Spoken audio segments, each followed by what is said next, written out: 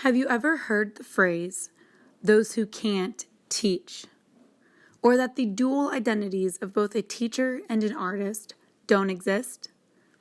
Some may say that once we become full-time art teachers, we lose our artist self, and our art-making practice disappears. The text embedded within the following slides are excerpts from the novel Big Magic by Elizabeth Gilbert, who presents a different approach to dual identities. We all have fears along the lines of our future classroom, management, materials, content, history, aesthetics. We've been prepared or are currently being prepared to combat these anxieties with strategies and support within our classroom. What happens outside of our classroom? What happens to the artists inside us all? I've recently been introduced to the phrase, the death of the artist. This notion was described to me that upon entering the art education world, one surrenders their identity as a full-time artist. There is no doubt that we will dedicate our entire energy to our students to foster their journey of creative living.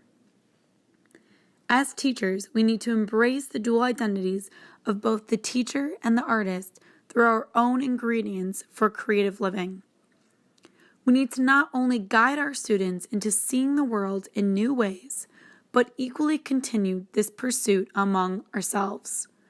It is our duty as art teachers to make, create, persist, and combat the fears we have of pushing our personal art-making practice into the side when teaching. Becoming aware of these dual identities living together and taking precious care of the intuitive self that is the artist will remind us why we are here. This is not easy, but we hold the power to make it possible.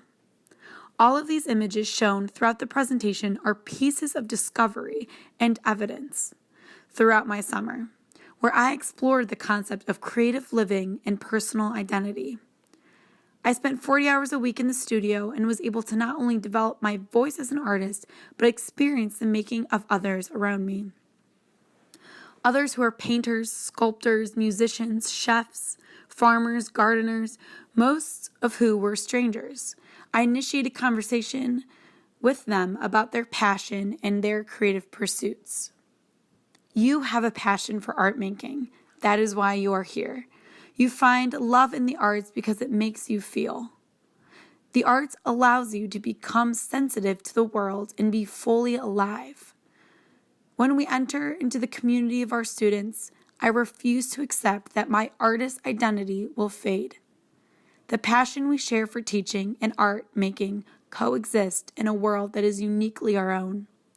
If we decide to embrace these with equal amounts of energy, strength, resilience, courage, and wonder, then our fears of loss will be combated. Deciding to actively create something through daily inspirations is one way we can take care of this identity. Just as strategies in the classroom are needed to support students through their creative lives, there are strategies that us as future teachers need to be aware of to develop a confidence to resist fear and develop strength to continue our creative pursuits beyond our college experience. Having access to a place and space that you can visually respond to the world is essential. As future teachers, we will be consumed in the community we decide to teach in. But that doesn't mean this consumption should in any way take over our lives. Instead, we should be in tune with the messages inspiration is sending our way. Stay in tune with things that interest you or spark your curious mind. Do not give in to the notion that once you start teaching, you become isolated. Your vision and voice as an artist will continue to develop as long as you are aware, curious, and persist through creative blocks that are holding you back. No matter how tired you are from spending hours refining lesson plans, scaffolding students, finding clay in strange places, scraping glue off your tables, or recapping the markers so they don't dry out, remind yourself to not abandon why you are here, which is the pursuit of your own artistic journey. Continue to move in the direction of wonder. Seek out ways that you can personally tap into the blood-rushing excitement that makes you feel alive in your studio. For me, when my hands are working and creating something, part of my brain shuts off and I am transported into a world of playfulness and freedom. Give yourself permission to be free from your teacher identity at least once a day. Transport yourself to a place of making. This can mean small things like visually responding in a journal, collecting found objects, going to a new place and walking around, being keen in observation to new sights, smells, or noises from a busy street, a coffee shop, a quiet park, or your backyard. Stretch your imagination. As the novel Big Magic states, follow your own fascinations, obsessions, and compulsions.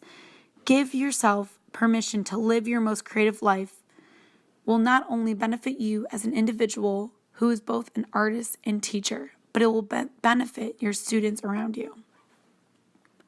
I encourage you to make a list outlining the fears you have when entering an art education world. Are you afraid that you won't have a workspace, financial freedom, or empty hours in your day to focus on invention? Are you afraid that your long day from teaching will leave you exhausted to the point of laziness? Are you afraid that there is not a market for your creativity, therefore there is no point in pursuing it? Are you afraid you're not good enough? Your anxieties will persist no matter what, but allowing yourself to accept this and become aware of how these fears are blocking you is the first step to combating them.